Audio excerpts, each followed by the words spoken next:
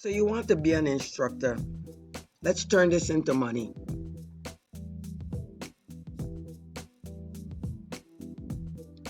You can become an African history instructor.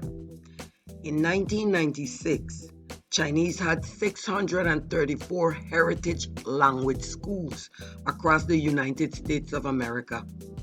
And by 2010, the Arabs had 2,106 mosques.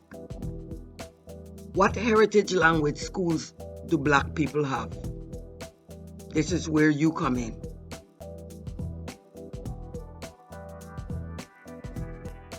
African History Program. All those other groups of people keep in touch with their ancestors through weekend or after school sessions.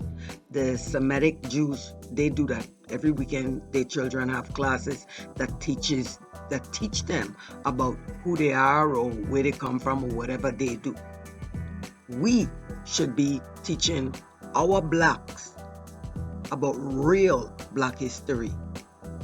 Even if you or your children have no intention of going to Africa to visit or live, it is important to know the history of Africa.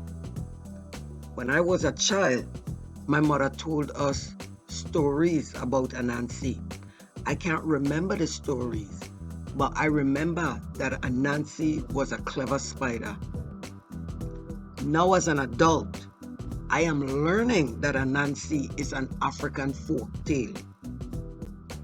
We must be sure that our history is passed down to our young openly and proudly so that they know who they are and where they came from.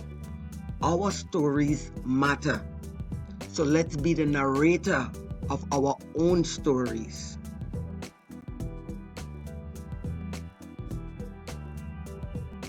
Get paid to be an instructor.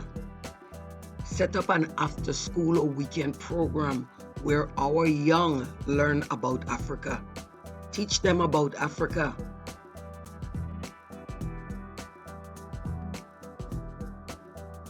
Show them the actual size of Africa and tell them how and why Africa was scaled on the map to look smaller than the rest of the countries on the map. Show them the landmass of Africa. Teach them the geography of Africa. Study the countries of Africa, its features and inhabitants and phenomena.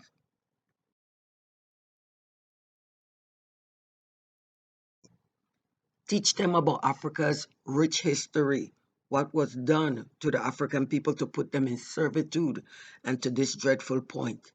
Teach them about African heroes of the past and present.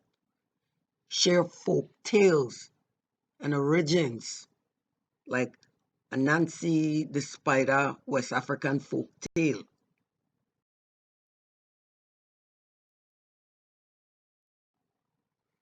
Teach them Kiswahili.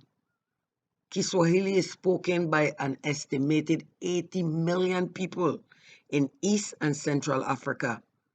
It is the official language in Tanzania and Kenya, and is also used in Uganda, Somalia, Mozambique, Malawi, Rwanda, Burundi, Zambia, and Congo, formerly known as Zaire.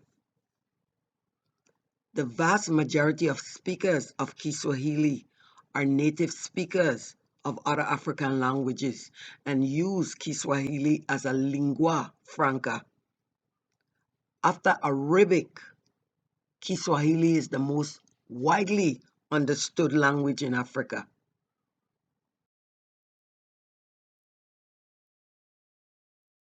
If you don't have a hobby, find a craft that you like. There are a host of crafts available to you.